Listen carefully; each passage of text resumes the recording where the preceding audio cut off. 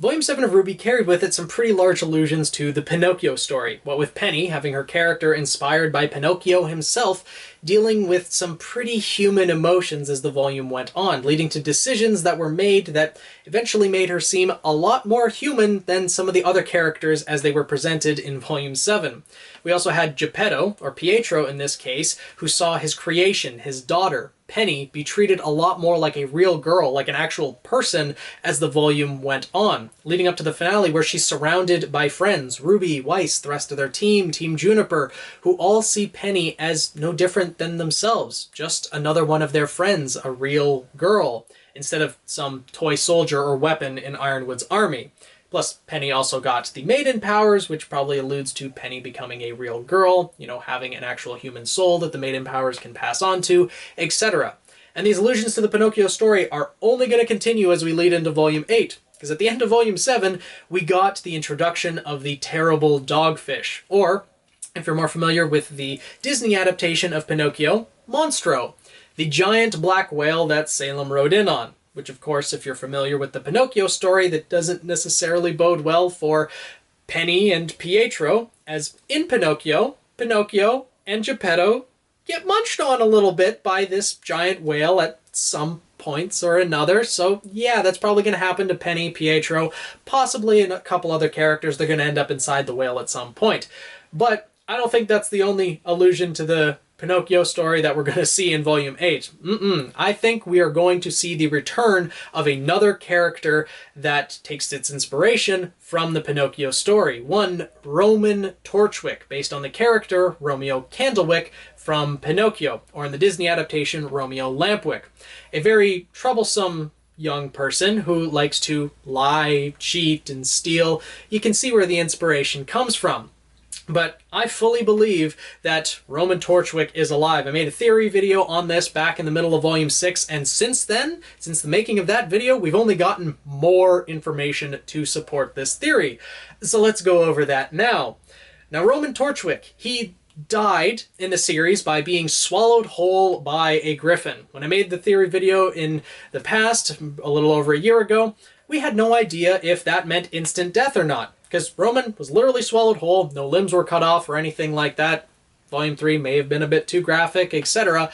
But since then, we've gotten After the Fall, the book focusing on Team Coffee and Vacuo. And it just so happens that in that book, Coco Adele is swallowed whole by a blind worm. And she lived through it. She was alive inside the Grimm, able to walk to the end of its body, because it was fairly long as far as Grimm go, and was able to escape as Yatsuhashi cut off the end of it. So, being swallowed whole by a Grimm, not instant death. So, easily possible that Roman was still alive inside the griffin's stomach, or whatever organ cavity is inside a griffin. We really don't know that much about Grimm biology. And then, of course, RWBY kicked the thing into the ship exploded, and then went down. But the griffin, I now realize, didn't go down with the ship. And we have proof of that as well. Something that I completely missed, and it seems like everyone else did too, because I went through the comments on my old video. No one pointed it out. This isn't in the RWBY wiki or on the fandom, but we see the griffin that swallowed Roman Torchwick just fly out of the ship as RWBY's running down it. Because I mentioned in my previous video that the ship started exploding like there was something rampaging inside of it. It started exploding from where the griffin went in, down the ship. And out of one of those explosion holes, we can clearly see a griffin just fly out of it. It's very brief, only a couple frames. I completely missed it, as well as probably most other people, but there was no other point where a griffin would have entered that ship, other than the one that ate Roman Torchwick. So there's no other explanation other than that being the griffin that ate Roman. So Roman didn't go down with the ship. He didn't have to survive a plane crash. All he had to do was survive inside the griffin to the point where he could, use his weapon that was swallowed with him to fire a single bullet and blow the thing open from inside. And then he also has a hook on his cane that he could easily have survived that way. So him surviving that actual ordeal, completely possible. Not to mention he could also have awakened his semblance, as many semblances awaken from, trauma. Ren, he was going to die and be overrun by Grimm if he didn't develop the semblance of the ability of masking emotions. Similarly with Nora, she was struck by lightning. probably instant death for most people, but if you have all of a sudden developed the ability to absorb electricity into your muscles, you're going to survive, and then find that you can bench 12 of yourself. I know Nora can only bench 5 regularly, but with lightning in her body, that would be multiplied probably a lot more than 12 times.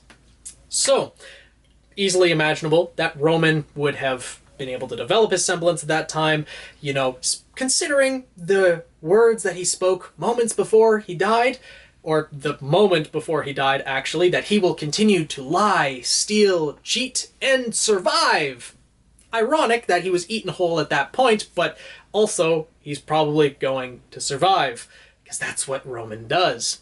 And I fully believe that he's coming back in Volume 8, because in Volume 6 we got Brunswick Farms. Now, one thing that's interesting about Candlewick, Romeo Candlewick in the Pinocchio story, he eventually does end up dying in the story, but in a different way. He dies from exhaustion on a farm. Brunswick Farms, not to mention the Wick portion, possibly also alluding to Torchwick himself. So there could be that aspect, but Brunswick Farms could have been Torchwick and Neo's origin story. Because in that picture that we see at Brunswick Farms, there are only 2 children. One ginger-haired child, which easily could be Roman, as well as one other child who's carrying a doll, a girl. This could likely be Neo, someone who may have been mute from traumatized with a Grimm. If apathy were in the area, that could have done it in and of itself, and they somehow escaped. Roman, being the son of probably Brunswick, the schemer himself, who, you know, schemed to bring the apathy in to save costs and cheat the system. You see where these connections are coming from. We also got in Bartleby's journals that there were specific numbers of journals that didn't necessarily need to be there. Maria was reading the journals and we saw numbers 1, 3, 6, and 8, all happening to be in Roman numerals. Again, Roman, Brunswick, Roman Torchwick. I'm sure you get the idea. But Volume 1, we see Roman's introduction. Volume 3, we see Roman's death. Volume 6, we get the reintroduction of Roman's existence when Neo returns with Roman's hat. Not to mention that hat, if he was swallowed whole by a Grimm and digested by that Grimm, the hat would be gone. The hat wouldn't be in as good a condition as it is now. Sure, Neo could have got it repaired or whatever, but it had to exist after the Grimm was, you know, digested Roman or spit him out or died, most likely, and Neo found that hat. And then Volume 8, this last one, is where Roman is going to return. Now, it is notable that the final journal, Volume 8, was the ending of Bartleby's story, and it was tossed aside. Maybe this is Roman turning over a new leaf, tossing aside the, you know, Salem's faction and working for them. Maybe not necessarily becoming good, but I also have one other idea what this could mean, but that'll be a separate video. So, Volume 8 I see as Roman Torchwick's return, and I think we've already been hinted at that already. Not to mention Neo's reintroduction into the story in Volume 6, how she immediately started attacking Cinder. I think that that was probably a plan between Neo and Roman, because, you know, Neo would be obviously aware that Cinder didn't actually kill Roman. Little Red would have killed Roman, in theory, because they were the only 2 on the ship, but if Neo found the hat, she would have found the Grimm, etc., so Neo probably is in connection with Roman. Not to mention, she agreed to work with Cinder far too easily, because if you look at that scene where Neo and Cinder did shake hands, like, Cinder was saying, you help me get to Atlas, you help me achieve my goals, and then you can handle the rest and kill Little Red for us both. Think about that. The amount of things that Neo is doing for Cinder just to have the ability to do something that Neo could do herself, because the only reason Cinder is in Atlas is because of Neo. Neo could have gotten to Atlas on her own easily. We know she already can pilot things, as she was driving the ambulance back in Volume 3, and, like, Neo could have made it to Atlas on her own without Cinder. She's targeting Cinder for a grudge, and Roman is staying in the shadows. Lying, cheating, stealing, trying to get some advantage. Now, it is notable Neo did hand over the relic to Cinder, but could have been a fake relic. I doubt that. she has other plans. And Neo is gonna stab Cinder in the back. We know she's not happy with her position currently. She's gonna leave Cinder, probably rejoin up with Roman, and I'm really hoping for his return in Volume 8. Now, I fully believe Roman's alive somewhere in the world of Remnant. Whether he's introduced in Volume 8, Rooster Teeth might take the path that they're not going to reintroduce him for one reason or another, but we're going to see him in Volume 8 for Neo's backstory, because we're going to get Neo's backstory at some point. At the very least, I think that's happening in Volume 8, but I still fully believe that Roman Torchwick is alive. With the Pinocchio illusions, with being swallowed by a Grimm, not killing a person immediately, and we know this for a fact, canon in the story, plus that somehow I didn't notice that the Griffin didn't go down with the ship, like that still astounds me. Couple frames, I went through the scene frame by frame to see that, but yeah, the Griffin lived, Roman is probably alive, and I'm really hoping for his return. Now there is one more thing that I want to touch on, because I know some people are going to comment this down below simply upon seeing the title of the video and the thumbnail, etc. That Kruby has confirmed Roman's death, so there's no way he's coming back. But of course Kruby has confirmed that Roman is dead. They've also stated in the past that if they've set something up, such as staging a character's death, and they're planning on having that character come back in later volumes, they're not going to confirm that the character's alive, because that would just ruin everything that they just set up. As it would if Roman was going to return. He was swallowed by a Grimm, which we know people can live through. It's not immediate death, so it's easily possible that Roman could survive. And it would be the same with Penny. If we knew after Volume 3 that Penny could just be rebuilt if she got back to Atlas, then it wouldn't have been such a surprise or a heartfelt moment when Penny returned. It certainly felt like very heartfelt for me. I didn't fully expect it. I had hoped for it, but we didn't know.